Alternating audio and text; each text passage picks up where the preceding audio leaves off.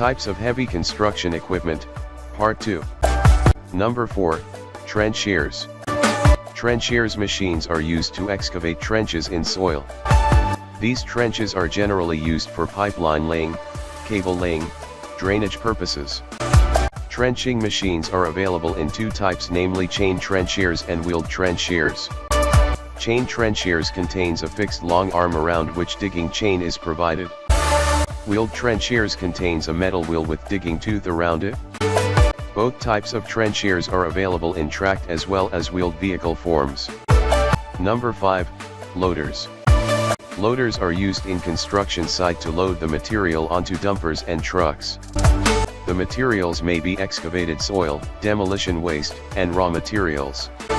A loader contain large-sized bucket at its front with shorter moving arm. Loader may be either tracked or wheeled.